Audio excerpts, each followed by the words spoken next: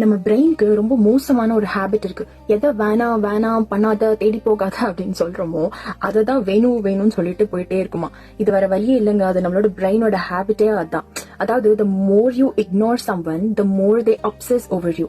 எப்படின்னா ஒருத்தவங்க நம்மள ரொம்ப இக்னோர் பண்றாங்க, நம்மள அவாய்ட் பண்றாங்க, நம்ம சென்ட் பண்ண மெசேஜை பார்க்கல, இல்ல பார்த்துட்டு வந்து ஷார்ட்டா தான் ரிப்ளை பண்றாங்க அப்படின்னு இருக்குமா. சோ நம்ம பிரெயினுக்கு வந்து எது வேணாம் அப்படின்னு இருக்கோ அதை இன்னும் ரொம்ப கண்ட்ரோல் பண்ணணும் அப்படின்னு தோணிட்டே இருக்குமா.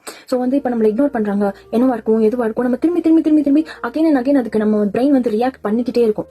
ஒரு எக்ஸாம்பிளுக்கு ஒரு பையனோ ஒரு பொண்ணோ உங்ககிட்ட வந்து ப்ரப்போஸ் பண்றாங்க, உங்களுக்கு ரொம்ப பிடிச்சிருக்கு, அவங்க ஃபீலிங்ஸ் எல்லாமே வந்து எக்ஸ்பிரஸ் பண்ணிடுறாங்க. பட் இனிஷியலி நீங்க வந்து இன்ட்ரெஸ்டே காமிச்சிருக்க மாட்டீங்க, உங்களுக்கு அது பிடிச்சிருக்காது. ஸோ அதை அப்படியே விட்டுருப்பீங்க. ஸோ அதை ரியலைஸ் பண்ணிட்டு அவங்க என்ன பண்ணிடுவாங்க, சைலண்டா போயிடுவாங்க. சரி பிடிச்சிருந்தா நீ ஓகே சொல்லி, பிடிக்கலன்னா விட்டு அப்படி சொல்லிட்டு போயிடுவாங்க. சில பேர் தான் வந்து உங்களை டார்ச்சர் பண்ணிட்டே இருப்பாங்க, அவங்க மேல உங்களுக்கு இன்ட்ரெஸ்ட் வராது. ஆனா சில பேர் வந்து அமைதியா போயிடுவாங்க பாத்தீங்களா. அப்போதான் உங்க பிரெயின் வந்து ரியாக்ட் ஆக ஆரம்பிக்கும். என்னவா இருக்கும், ஏன் ஒரு தடவை சொல்லிட்டு போயிட்டாங்க, ஏன் சைலண்டா போயிட்டாங்க. அப்பதான் உங்களுக்கு இந்த பட்டாம்பூச்சி ஃபீல் வரும், இந்த மிஸ் பண்ற ஃபீல்லாம் வரும். அது எப்படி ஒருத்தவங்களை தெரியாம உங்களுக்கு திடீர்னு பட்டாம்பூச்சி அப்புறம் அவங்களை மிஸ் பண்ற ஃபீல்லாம் வரும். அது வேற ஒன்றும் இல்ல, பிரெயினோட ரியாக்டன்ஸ் தான். சோ அதை வந்து ஏமாந்து எனக்கு பட்டாம்பூச்சி ஃபீல் வந்துருச்சு, அவனை பார்க்காம இருக்க முடியல, பேசாம இருக்க முடியல அப்படி சொல்லிட்டு அது பிரெயினோட ரியாக்டன்ஸ்.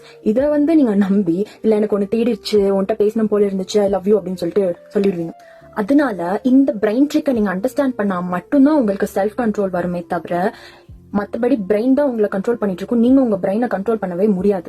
சோ இப்ப பட்டாம்பூச்சி எஃபெக்ட் கொடுத்த அதே பிரெயின், மிஸ்ஸிங் ஃபீலிங் கொடுத்த அதே பிரெயின் தான் நீங்க அந்த லவ்க்குள்ள போயிட்டு விழுந்ததுக்கு அப்புறமா அப்பயே நான் வேணான்னு சொல்லிடலாம் அப்படியும் யோசிக்க வைக்கும். சோ நீங்க உங்க பிரெயினை செல்ஃப் கண்ட்ரோல் பண்ணிட்டு இந்த ட்ரிக்கை நீங்க அண்டர்ஸ்டாண்ட் பண்ணிக்கிட்டு நல்லா அனலைஸ் பண்ணி அதுக்கப்புறமா நீங்க டிசிஷன் மேக் பண்ணீங்கன்னா நீங்க தப்பிச்சீங்க.